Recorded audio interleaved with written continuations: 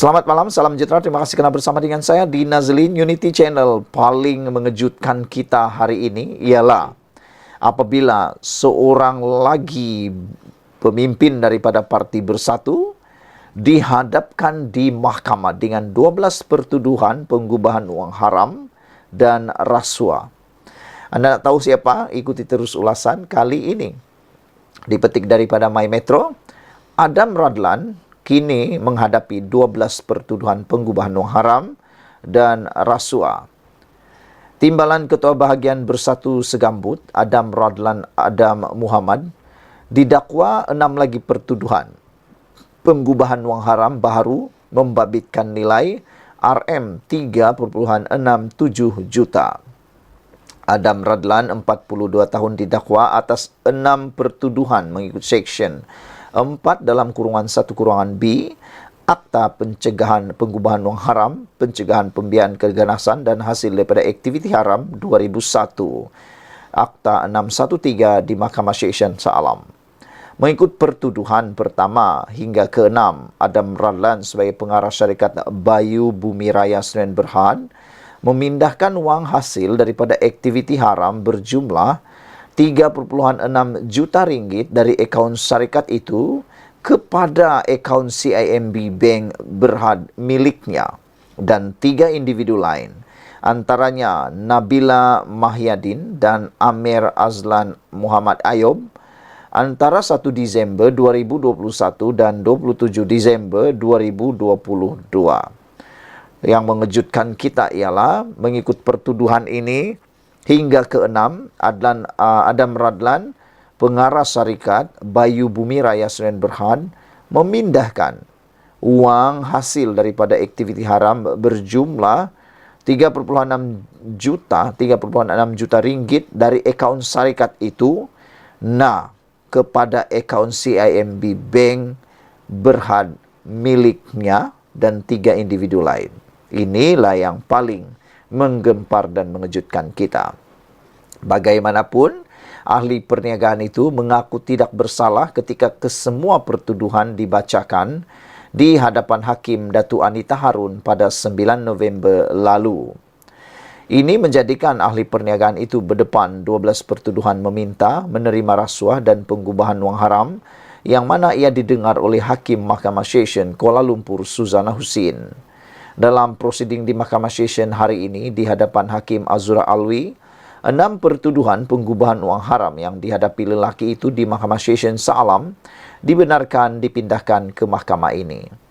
Hakim Azura Alwi membenarkan permohonan timbalan pendakwa raya untuk memindahkan ke semua kes rasuah dan penggubahan wang haram yang dihadapi ahli perniagaan itu untuk didengar di Mahkamah Seksyen 14 di hadapan Suzana. Perintah dibenarkan seperti yang dipohon. Kes-kes yang dihadapi tertuduh di mahkamah ini akan dipindahkan ke Mahkamah Seksyen 14, kata Azura. Sementara itu, di hadapan Suzana, timbalan pendakwa raya Farah Yasmin Saleh memaklumkan pihaknya akan membuat permohonan untuk kesemua kes dibicarakan secara bersama. Kami belum boleh membuat permohonan untuk kes dibicarakan bersama kerana pihak pembelaan memaklumkan mereka perlu meneliti dokumen berkenaan kesalahan amla terlebih dahulu. Mohon mahkamah tetapkan satu tarikh singkat untuk mengetahui perkembangan mengenai perkara ini, katanya. Peguam Datuk Seri Rajan Navaratram yang mewakili Adam Radlan mengesahkan perkara itu.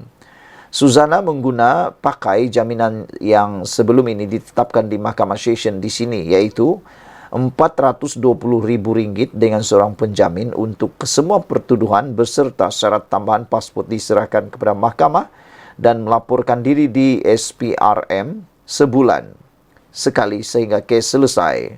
Suzana menetapkan 11 Januari depan untuk sebutan semula kes. Pada 21 Februari lalu, Adam Radlan dituduh di Mahkamah Seksyen di sini atas satu pertuduhan meminta suapan, iaitu wang tunai sejumlah 3.5 juta hingga sejumlah 3.5 hingga 7% nilai projek yang akan diperoleh daripada Mat Jusuh Mamat yang juga pengarah urusan Syarikat MIE Infrastruktur and Energy Sdn Bhd. Dia turut didakwa atas satu lagi pertuduhan menerima suapan RM500,000 daripada individu sama, iaitu Mat Juso, sebagai upah kerana membantu syarikat itu mendapatkan surat sama bagi projek membina Jalan Sungai Adam ke Kampung Banat Perlis daripada kerajaan secara rundingan terus yang berjumlah keseluruhannya bernilai RM47.8 juta. Kesalahan itu didakwa dilakukan di sebuah restoran di Dutamas dan di CIMB Bank Berhad, Cawangan Bukit Tunku, Taman Tunku pada Mac 2021 dan 26 November 2021. Sementara itu, pada 22 Februari lalu, Adam Radlan didakwa atas dua pertuduhan menerima suapan berjumlah 4.1 juta daripada Lian Tian Chuan dan Mat Juso sebagai upah bagi tertuduh membantu syarikat Neptunian Berhad serta MIE Infrastructure and Energy bagi mendapatkan dua projek jenis sama, iaitu Jana Wibawa. Pada 28 Februari lalu, dia sekali lagi didakwa, iaitu secara rasuah meminta wang berjumlah RM2 juta daripada Lian sebagai upah untuknya kerana membantu syarikat Nepturis mendapatkan projek berkaitan Jana Wibawa. Sekian dulu untuk kali ini. Jangan lupa tinggalkan komen anda, tekan butang subscribe. Malaysia kita punya, kita jaga sama-sama cintai Malaysiaku. Bye-bye. Selamat petang, salam sejahtera. Terima kasih kerana bersama dengan saya di Nazilin Unity Channel. Wah, ini memang paling panas berkaitan dengan aman Palestin dan juga SPRM. Nampaknya aman Palestin seakan-akan mahu melawan SPRM. Tapi apa yang berlaku? SPRM tidak tunduk terhadap perkara itu. Azam Baki akhirnya buka cerita, buka mulut, menjawab persoalan daripada atau cabaran daripada aman Palestin. Azam Baki jawab aman Palestin dengan kata, kita lawan di mahkamah. Wah, ini bagus supaya apa-apa ketidaktelusan yang terjadi dapat diketahui. SPRM sedia mendedahkan perkara atau siasatan dapatan yang diperoleh oleh SPRM berkaitan dengan aman Palestin. Saudara-saudara sekalian, SPRM bersedia berdepan aman Palestin di mahkamah jika pertubuhan itu mengambil tindakan undang-undang ke atas pembekuan akaun banknya, kata Ketua Pesuruhjaya SPRM Azam Baki. Azam Baki berkata, sementara aman Palestin ada hak memulakan tindakan mahkamah, SPRM juga ada kuasa di bawah undang-undang untuk membuat siasatan bagi pihak orang awam. Tiada siapa boleh melarang mereka untuk ambil tindakan. Kita lawan di mahkamah, kata SPRM lagi. Setakat ini kita hanya ikut undang-undang, katanya kepada Malaysia Kini. Pada minggu lalu, SPRM telah membekukan 41 akaun bank milik aman Palestin Berhad dan entiti syarikat lain yang melibatkan wang berjumlah RM15 juta. Pembekuan dibuat berkaitan siasatan penyalahgunaan wang sumbangan dan dibuat di bawah Akta SPRM 2009, Akta Pencegahan Pengubahan Wang Haram, Pencegahan Pembiayaan Keganasan dan Hasil daripada Aktiviti Haram 2001 dan Kanun Keseksaan Akta 574. Siasatan lama lagi untuk selesai. Ramai lagi saksi akan dipanggil. Setakat ini kita sudah panggil 11 orang, termasuk seorang pemegang amanah aman Palestin, kata Azam Baki.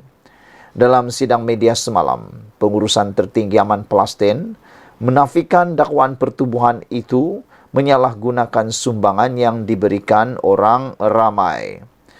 Peguam Muhammad Rafiq Rashid Ali yang mewakili aman Palestin turut membidas kenyataan SPRM berkenaan kes tersebut yang didakwanya sebagai propaganda jahat untuk membunuh karakter aman Palestin dan ahli lembaga pengarahnya. Kenyataan media pihak SPRM bertarikh 23 November 2023 pada perenggan ketiga jelas berniat jahat dan sengaja diterbitkan untuk membina persepsi negatif terhadap aman Palestin, kata kenyataan tersebut. Ia seolah-olah telah menghukum aman Palestin bersalah menyeleweng dana RM70 juta yang dinafikan. Kenyataan-kenyataan SPRM berkait dengan kes ini ternyata tidak cermat, tidak teliti, tidak boleh dipercayai dan tidak berintegriti, katanya. Muhammad Rafiq merujuk kenyataan SPRM yang menyebut bahawa Suruhanjaya itu membekukan sebanyak 41 akaun bank syarikat pertubuhan amal tersebut dan beberapa entiti syarikat lain yang dengan jumlah keseluruhan lebih RM15 juta. Dia berkata Aman Palestin telah mengutus surat kepada Azam dan pengarah bahagian AMLA SPRM Muhammad Zamri Zainul Abidin memberi notis agar pembukaan akaun dibatalkan menurut Seksyen 44A AMLA TFA PUAA 2021. Katanya lagi, Aman Palestin akan mengambil tindakan undang-undang jika akaun tidak dinyah beku dalam tempoh 3 hari.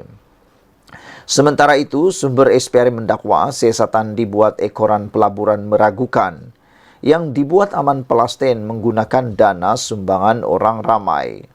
Menurut pegawai tinggi SPRM itu, walaupun pertubuhan itu dibenarkan undang-undang untuk melabur, ia tidak boleh melibatkan manfaat peribadi.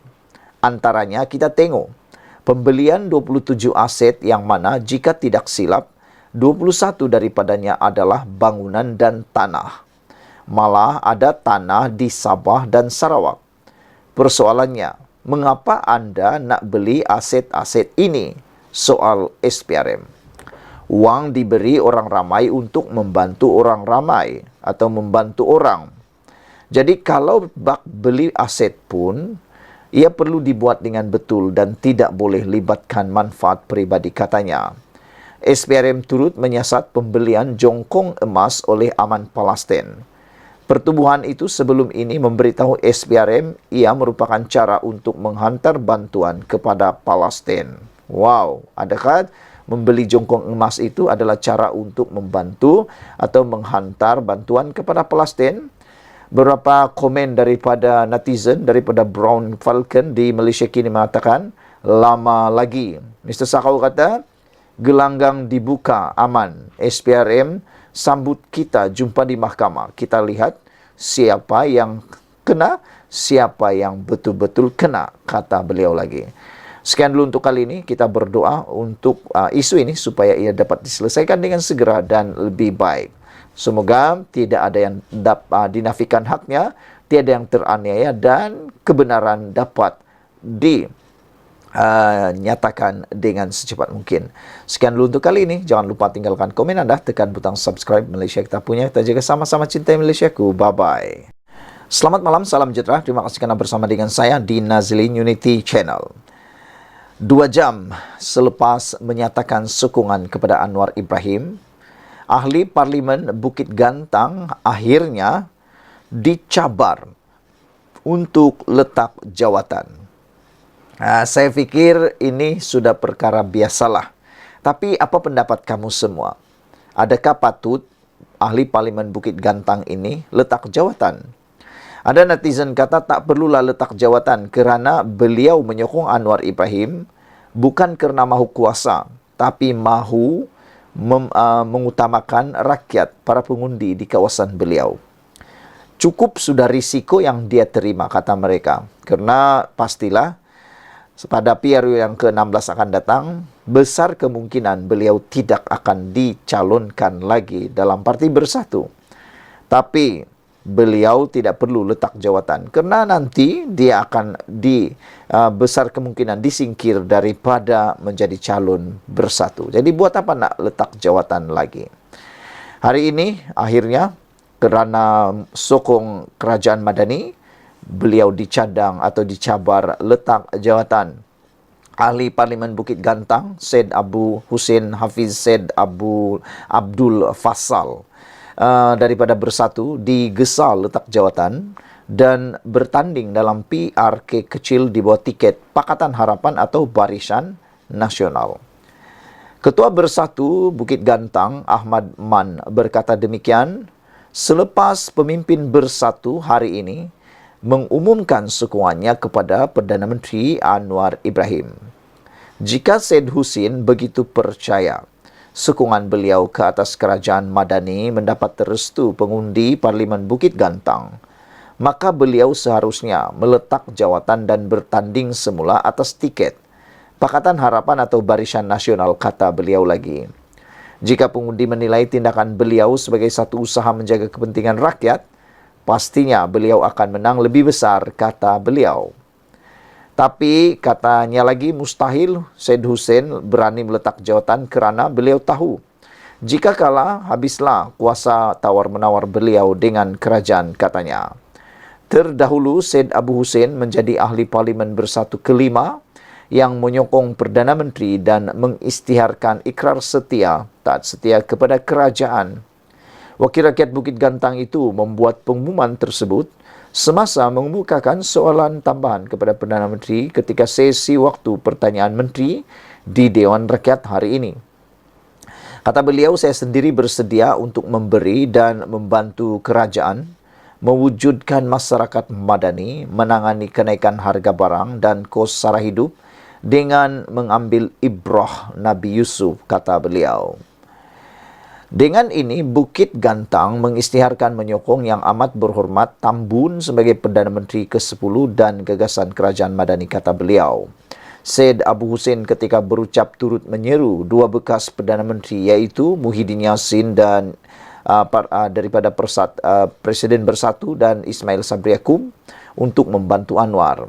Sementara itu, Ahmad yang juga adun Kuala Sepetang berkata, sokongan ahli parlimen kepada kerajaan harus berdasarkan kepentingan rakyat atas sesuatu isu, bukannya menyokong perpaduan kedudukan Perdana Menteri daripada blok kerajaan. Sebagai ahli parlimen pembangkang, Syed Abu Hussein sepatutnya memainkan peranan sebagai ejen semak dan imbang dalam sistem demokrasi negara dengan jujur dan telus, kata beliau. Sistem demokrasi negara akan musnah jika semua ahli parlimen pembangkang menyatakan sokongan penuh kepada Perdana Menteri hanya untuk mendapat kelebihan peruntukan, katanya. Katanya lagi, dakwaan Syed Abu Hussein bahawa keputusan itu demi kepentingan rakyat sangat meloyakan. Dalam pilihan raya negeri PRN di 6 negeri selepas pembentukan kerajaan madani, sokongan rakyat masih memihak kepada Perikatan Nasional walaupun mengetahui kami bukan sebahagian kerajaan persekutuan. Justru indikator apa Syed Abu Hussein menyatakan ia demi kepentingan rakyat, katanya. Pandangan rakyat mana yang beliau pegang? Soal Ahmad lagi. Beberapa komen daripada netizen di ruangan Malaysia Kini menyatakan bahawa sokongan Bukit Gantang adalah kepada kerajaan yang diperkenankan oleh Ketua Duli Yang Maha Mulia di-Pertuan Agong, bukan seperti kejadian ahli Parlimen Bersatu yang telah meruntuhkan kerajaan sebelum ini. Kalau menyokong kerajaan, kamu kata tak bertanggungjawab, maka kamu harus adil dan nyatakan adakah pemimpin kamu yang curang dalam kerjasama boleh dipercayai. Kenapa tidak suruh mereka letak jawatan dulu? Dayus, kata AKJ. Black Hawk pula kata, bukan semua ahli parlimen setuju dengan keangkuhan Muhyiddin dan Hadi yang menolak tita tuanku yang di-Pertuan Agong supaya Perikatan Nasional bersama-sama dengan Pakatan Harapan menubuhkan kerajaan perpaduan. Bukan setakat itu, kata mereka atau kata Black Hawk. Mereka juga menolak menandatangani MOU dengan kerajaan yang antara lain mengurangkan perseteruan untuk menumpukan usaha, memajukan negara dan membantu rakyat. Salah satu lagi komen daripada netizen ialah daripada prejudis. Beliau menyatakan, salahkah menyokong Perdana Menteri sebagai ketua kerajaan? Perlukah bila keputusan tidak menyebelahi kita, terus memusuhi pihak yang menang? Demokrasi apakah yang diguna pakai demi mengejar pangkat dan kuasa? Itu persoalan daripada prejudis. Apa pula pendapat anda tentang isu kali ini? Sekian dulu untuk kali ini. Jangan lupa tinggalkan komen anda, tekan butang subscribe. Malaysia kita punya, kita juga sama-sama cintai Malaysiaku. Bye-bye. Selamat malam, salam sejahtera. Terima kasih kenal bersama dengan saya di Nazilin Unity Channel. Akhirnya, identiti lelaki yang menawarkan 5 juta ringgit untuk membunuh Perdana Menteri Anwar Ibrahim dicekup di Kota Bahru. Yang mengejutkan kita, lelaki ini nanti kita akan dedahkan identitinya. Saudara-saudara sekalian, memang agak biadab dan kurang ajar, kata netizen, berkaitan dengan tindakan lelaki yang menularkan perkara ini di TikTok. Beliau menawarkan 5 juta ringgit untuk membunuh Perdana Menteri yang ke-10. Bayangkan betapa biadab dan kurang ajarnya perbuatan seperti itu. Pada pendapat saya dan para netizen yang lain, perbuatan ini memang tidak boleh diterima sama sekali. Perbuatan itu memang betul-betul sudah melampau dan memang patut ditahan dan diberikan hukuman yang setimpal. Karena kita risau dan takut nanti ianya akan jadi ikutan dan akan menjadi satu perbuatan yang menjadi kebiasaan. Kita ucapkan tahniah kepada polis Diraja Malaysia kerana telah pun berjaya mengesan lelaki yang melampau ini dan telah pun menahan beliau untuk siasatan lanjut. Ini beritanya, lelaki menawarkan 5 juta bunuh Perdana Menteri Anwar Ibrahim, kini dicekup di Kota Bahru, dipetik daripada Majority.com. Hari ini, seorang lelaki yang berusia 34 tahun ditahan atas dakwaan ugutan bunuh terhadap Perdana Menteri Datuk Seri Anwar Ibrahim melalui hantaran di media sosial. Beberapa hari yang lepas ditularkan bahawa lelaki tersebut telah menghantar ugutan ataupun tawaran ugutan tersebut melalui TikTok. Dan kalau kita fikir lelaki yang berusia 34 tahun ini sewajarnya sudah dewasa dan sudah matang untuk memikirkan apa natijah dan apa kesan perbuatan beliau itu terhadap Malaysia dan diri beliau sendiri. Jadi ada netizen kata, padan mukalah, terimalah hakikat dan hukuman yang setimpal dengan perbuatan kamu, kata mereka lagi. Apa pula pendapat anda sekalian? Dan ada juga yang menularkan dalam media sosial bertanya, apakah hukuman yang sepatutnya diberikan kepada lelaki yang kita kata biadab ini? Ada yang kata perlu diberi sebatan supaya menjadi teladan kepada orang lain dan menghindari perbuatan seperti itu. Apa pula pendapat anda? Ada juga yang memberikan cadangan, buang negara. Ada juga yang memberi cadangan, buang daerah, buang negeri dan sebagainya lah. Dan yang lebih lucu, ada yang mencadangkan, mengarahkan beliau mencuci tanda sepanjang hayat. Hukumannya supaya dia dapat bertaubat dan dapat muhasabah diri terhadap perbuatan beliau itu. Disahkan oleh Ketua Polis Negara, Tan Sri Razaruddin Hussein, beliau mengatakan individu terbabit ditahan pada Selasa, iaitu hari ini, kerana didakwa memuat naik video di TikTok dan menawarkan ganjaran 5 juta ringgit untuk membunuh Perdana Menteri dan barisan kabinetnya. Kayak juga orang ni ya. Bayangkan 5 juta ringgit itu bukan satu jumlah yang sedikit. Itu sangat banyak. Tapi perbuatan ini memang perbuatan yang cukup biadab. Dia ditahan di Jalan Padang Tembak, Kota Bahru, Kelantan. Suspek direman sehingga Jumaat untuk disiasat mengikut Seksyen 507 Kanun Keseksaan dan Seksyen 233 Akta Komunikasi dan Multimedia 1998 katanya. Sementara itu, polis turut menahan seorang lagi lelaki berusia 37 tahun kerana menghina Yang di-Pertuan Agong di media sosial. Razaruddin berkata suspek ditahan di Kota Bahru kerana didakwa memuat naik ulasan yang berpotensi menimbulkan kemarahan dan penghinaan kepada mana-mana raja. Suspek direman sehingga Khamis dan kes itu disiasat mengikut Seksyen 4 dalam kurungan 1 Akta Hasutan 1948 dan Seksyen 233 Akta Komunikasi dan Multimedia 1998, katanya dalam kenyataan pada Selasa. Kedua-dua kes itu disiasat oleh Unit Siasatan Khas Jabatan Siasatan Jenayah Bukit Aman, Kuala Lumpur, kata Razaruddin lagi. Ketua Polis Negara juga telah pun menasihati semua orang atau orang ramai di Malaysia, khususnya para penduduk Malaysia, supaya tidak membuat spekulasi mengenai kes berkenan kerana ia boleh menjejaskan siasatan.